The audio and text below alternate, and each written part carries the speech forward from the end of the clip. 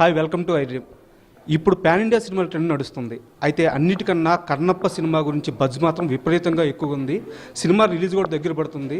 ఆ సినిమాలో నటించిన నటులందరూ ఇప్పుడు మన ముందుకు వస్తున్నారు. వాళ్ళలో మన కౌశల్ గారు ఇప్పుడు మనతో ఉన్నారు. ఆయన అడిగి సినిమా విశేషాల గురించి మరిన్ని విషయాలు తెలుసుకుందాం. Hi sir. హాయ్ అండి. ఎలా ఉన్నారు? గుడ్ అండి, థ్యాంక్ యూ. సార్, ఇప్పుడు కౌశల్ గారు అంటే బిగ్ బాస్ 2 విన్నరు, ఇవన్నీ పక్కన పెడితే మిమ్మల్ని సినిమాల్లో ఒక మంచి రోల్లో చూడాలని మీ ఫ్యాన్స్ చాలా రోజుల నుంచి వెయిట్ చేస్తున్నారు.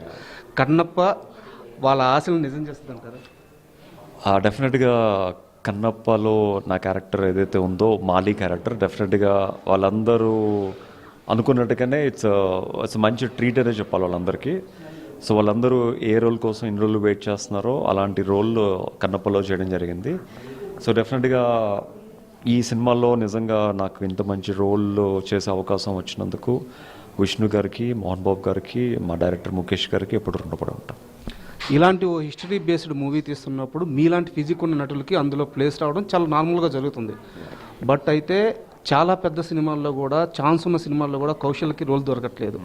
ఈ సినిమాలో మీకు రోల్ రావడానికి ఎలాంటి ఒక మార్గం అయింది? ఎవరు మిమ్మల్ని అప్రోచ్ అయ్యారు? ఇది ఎలా జరిగింది? బేసిక్ ఏంటంటే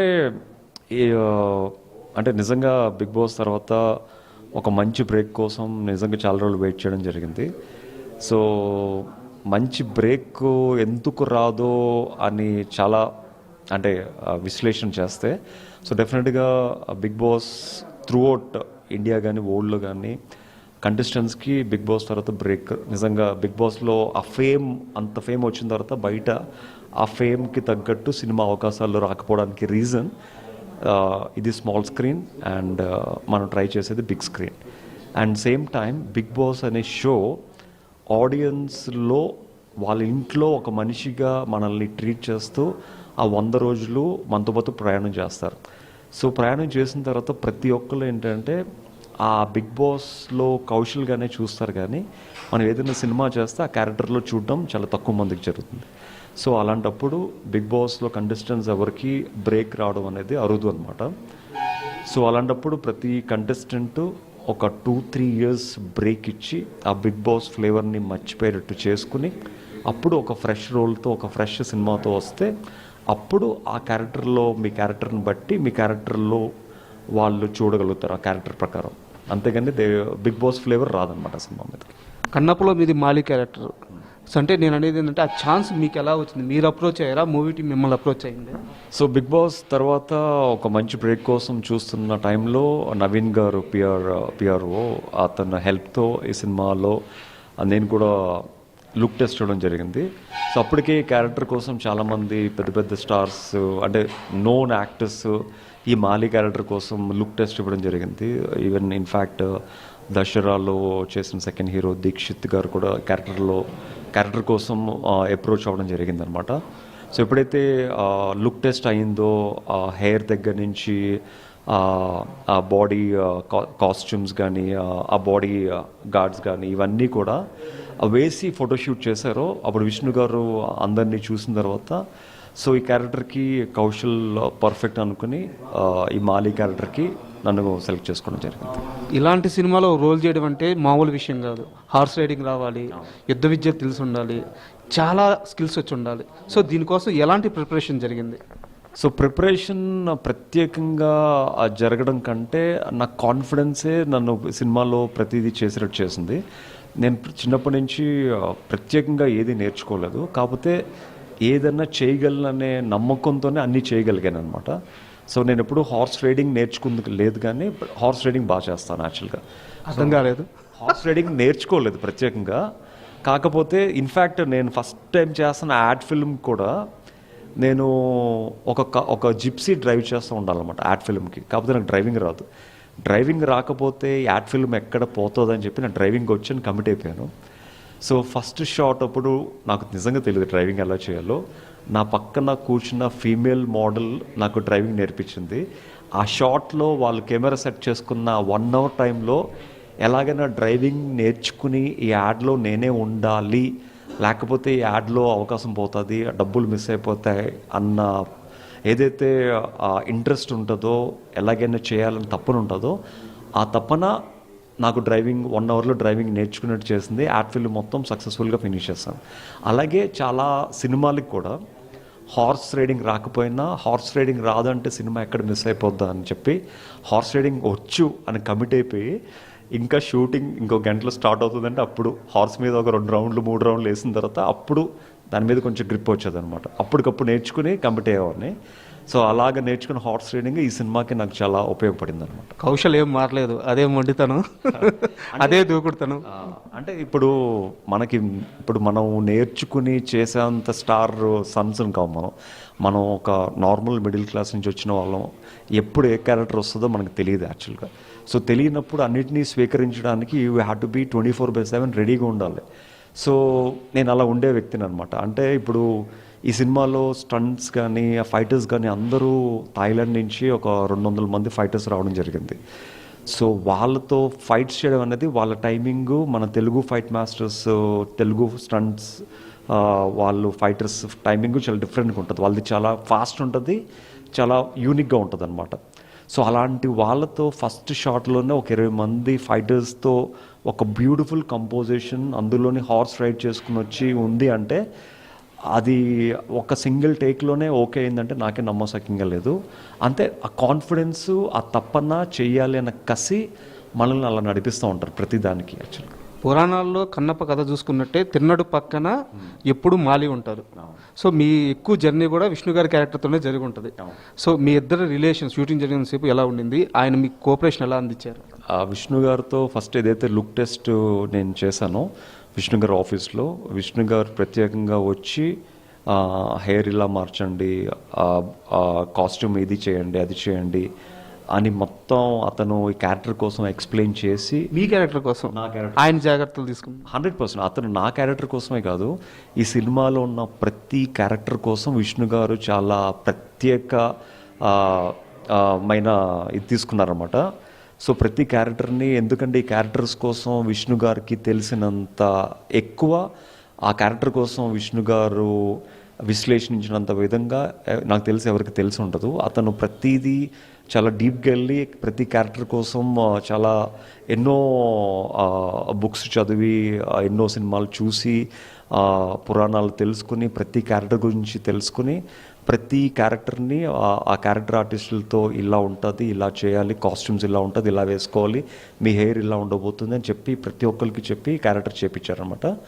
సో డెఫినెట్గా అలాగే మహాభారతం డైరెక్టర్ ముఖేష్ గారితో కూడా ఈ సినిమా నిజంగా వర్క్ చేయడం చాలా హ్యాపీనెస్ ఇచ్చింది.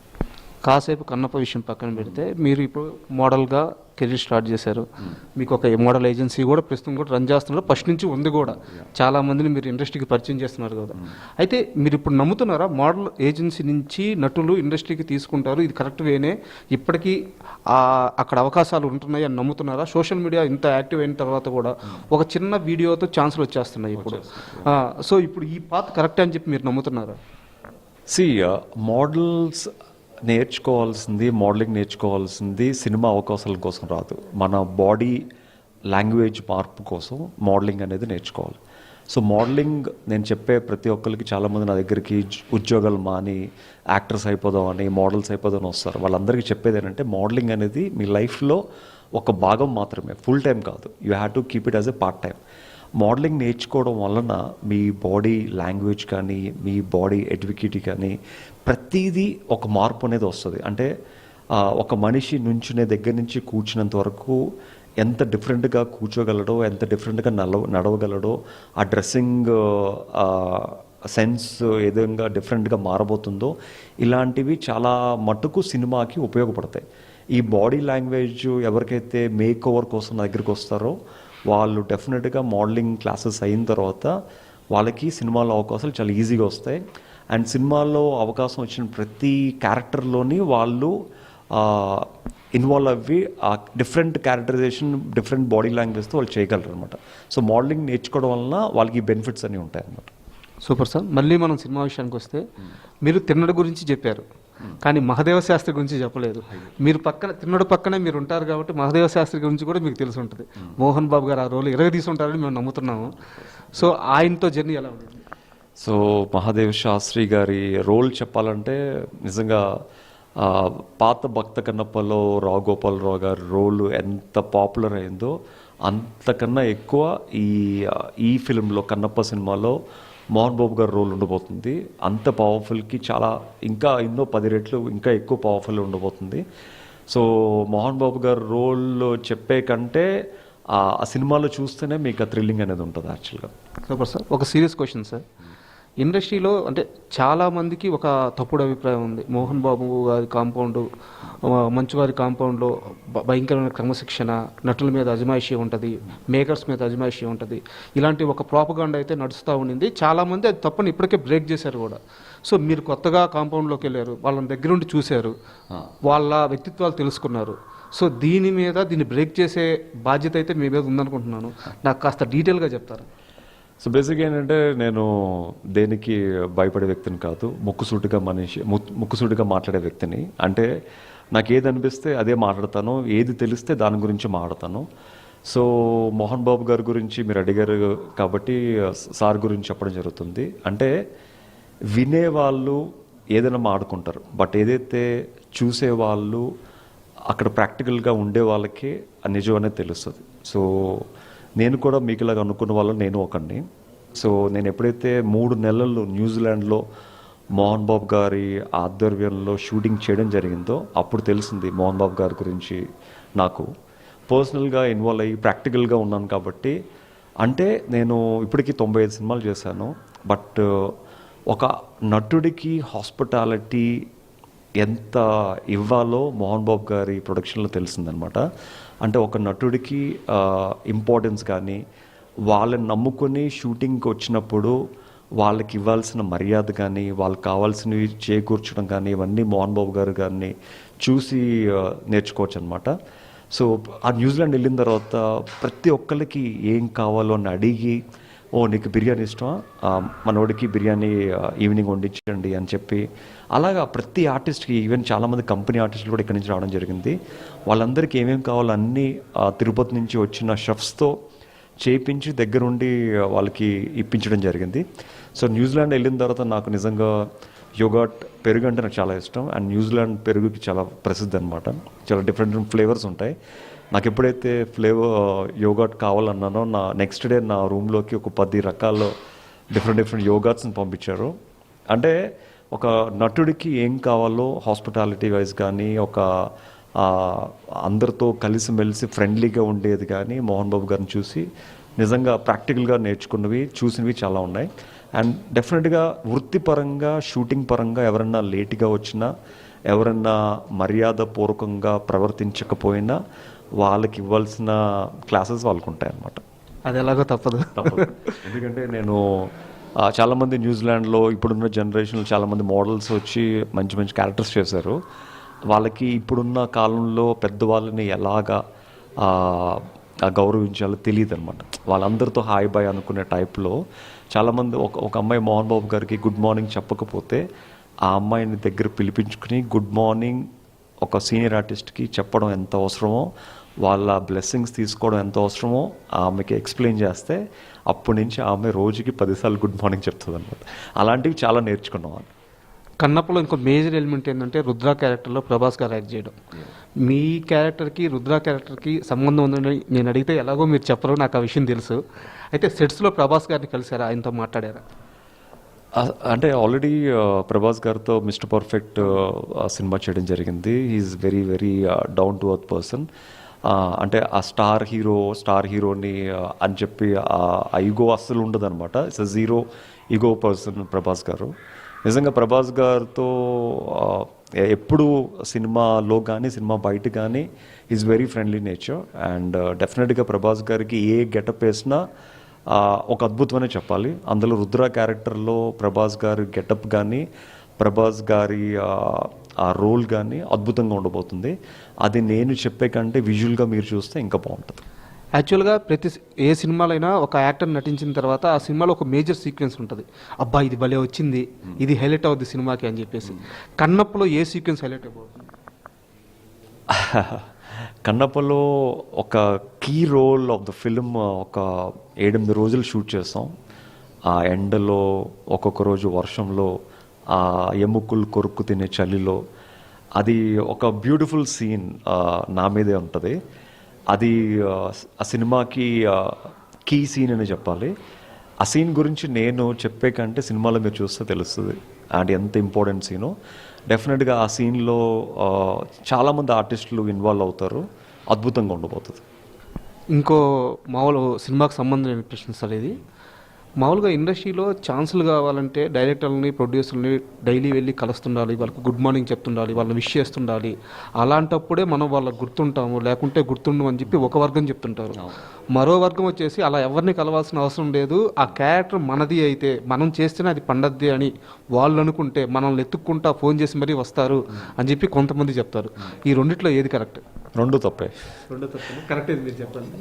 అంటే ప్రాక్టికల్గా నా అనుభవం బట్టి చెప్పేది ఏంటంటే, ఒక వ్యక్తి కనీసం డైరెక్టర్ దగ్గరికి వెళ్ళి గుడ్ మార్నింగ్ చెప్పే అవకాశం కూడా ఎవరికి ఉండదు. అంటే సీనియర్స్ అంటే ఆల్రెడీ ఎస్టాబ్లిష్ యాక్టర్స్కి ప్రాబ్లం ఉండదు, కానీ ఈ అప్కమింగ్ యాక్టర్స్కి కనీసం డైరెక్టర్ని కలుసుకునే అవకాశం కూడా ఉండదు. ఆ ఉండేటట్టు కల్పించదు ఎవరంటే ఈ ముందుండే కో డైరెక్టర్స్, అసోసియేట్ డైరెక్టర్స్ అసలు డైరెక్టర్ దగ్గర కూడా వెళ్ళనివ్వరు. అంటే అలాంటప్పుడు మీకు గుడ్ మార్నింగ్ చెప్పే అవకాశం ఎక్కడ వస్తుంది? మీరు ఫోన్లో నెంబర్ ఉంటే గుడ్ మార్నింగ్ చెప్పుకోవడం ఉండడం తప్ప, మెసేజ్ పెట్టడం తప్ప you cannot say good morning to any one. And good morning చెప్పకపోతే మీకు అవకాశం రాదు, గుడ్ మార్నింగ్ చెప్తేనే అవకాశం వస్తుంది అన్నది నిజంగా ఇట్స్ ఫూలిష్ అనమాట. సో ఒక డైరెక్టర్కి ఫస్ట్ మనం ఏంటో తెలియాలి, మన టాలెంట్ తెలియాలి. అసలు మన టాలెంట్ అతని డైరెక్షన్లో వచ్చే సినిమాకి ఉపయోగపడుతుందో లేదో అతనికి తెలియాలి. సో ఎప్పుడైతే డైరెక్టర్కి మన మీద అలాంటి అవగాహన, అలాంటి గ్రిప్ ఉన్నప్పుడే మనకు సినిమాలో అవకాశం వస్తాయి. అండ్ సెకండ్ది మీరు చెప్పింది ఏంటంటే అవకాశాలు అదే వెతుక్కుంటూ వస్తే అవకాశాలు మనకి నిజంగా మన జాతకంలో మన నుదుటి మీద రాస్తే, నన్ను ఇప్పుడు కన్నప్పలో నేను మాలి క్యారెక్టర్ ఎలాగా అవకాశం వచ్చిందో ప్రతి ఒక్కరికి అలాగే వస్తాయి. బట్ సినిమా గురించి నిజంగా వాళ్ళకి సినిమాలు చేయాలని ఉంటే వాళ్ళు మాత్రం కష్టం మాత్రం ప్రతిరోజు వదలకుండా ప్రతిరోజు ఆ ప్రయత్నం అది చేస్తూ ఉంటే ఏదో ఒక రోజు అవకాశం అనేది వాళ్ళు తలుపు తడుతుంది. సార్ మామూలుగా ఈ రోజుల్లో ఏదో ఒక చిన్న సినిమా తీసేసి హిట్ కొట్టామనిపించుకోవచ్చు. ఇంత బడ్జెట్ పెట్టి తనే నిర్మాతగా, తనే హీరోగా చేస్తూ, అంటే ఒక తరానికి ఒక గొప్ప భక్తుడి గురించి చెప్పాలి, శివభక్తుడి గురించి చెప్పాలని ఒక గొప్ప ప్రయత్నం చేస్తున్నారు విష్ణు గారు. ఆయన తపన, ఆయన కష్టం ఎంతవరకు మీరు గమనించారు? నిజంగా విష్ణు గారి కష్టం మాటల్లో చెప్పే కంటే కళ్ళతో చూశాను కాబట్టి నాకు తెలుసు అండి. సో ప్రతిరోజు మార్నింగ్ 3 గంటలకి ఉదయాన్నే లేచి ఒక ప్రత్యేక ట్రైనర్ని యుఎస్ నుంచి పిలిపించుకున్నారు. హీఈస్ అ మైక్ టైసన్కి ట్రైనింగ్ చేసిన ఒక ఫిట్నెస్ ట్రైనర్ అనమాట. సో అతని ట్రైనింగ్లో 2 గంటలు జిమ్ చేసి ఈ సినిమా కోసం ఈ టోన్ బాడీ, ఈ ప్రత్యేకమైన మజిల్స్ కానీ, ఎందుకంటే మోస్ట్ ఆఫ్ ది సినిమా అంతా టాప్లెస్ ఉంటుంది అనమాట. ప్రతి ఒక్క క్యారెక్టర్కి బేర్ బాడీతో చేసేవలసిన సినిమా ఇది. ఎందుకంటే ట్రైబల్ అప్పుడు మోస్ట్లీ టాప్లెస్ ఉంటారు కాబట్టి ఈవెన్ ప్రతి క్యారెక్టర్కి ఒక టోన్ బాడీ ఉండాలి యాక్చువల్గా. ఈవెన్ హీరోయిన్కి కూడా ఆ టోన్ బాడీ కోసం చాలామంది హీరోయిన్స్ని మార్చడం జరిగింది సినిమా కోసం. అంటే అంత టోన్ బాడీ ఉన్న ప్రతి క్యారెక్టరు ఈ సినిమాకు అవసరం. సో అతను పడిన మార్నింగ్ లేచి అతను పడే కష్టం కానీ, లేక షూటింగ్లో విష్ణు గారు తీసుకునే డైట్ కానీ, ఎన్నో సాక్రిఫైజులు చేసుకుని ఆ క్యారెక్టర్ కోసం ప్రిపేర్ అయిన విధానం కానీ హ్యాట్స్ ఆఫ్ అని చెప్పాలి. యాక్సిడెంట్ కూడా అయిందని చెప్పి ఆయనకు నా కళ్ళ ముందే, అంటే నా కళ్ళ ముందే యాక్సిడెంట్ అది. విష్ణు గారుతో ఒక సీన్ చేస్తున్నప్పుడు డ్రోన్, అంటే ఇక్కడ మీరు చూసే చిన్న చిన్న డ్రోన్స్ కాదు అవి, ఇట్స్ ఎ జంబో డ్రోన్ అనమాట. It's a big drone. ఆ డ్రోన్ మీద మీరు 4K కెమెరాస్ కూడా యూ కెన్ హ్యాంగ్ అనమాట. అంత పెద్ద డ్రోన్ అనమాట.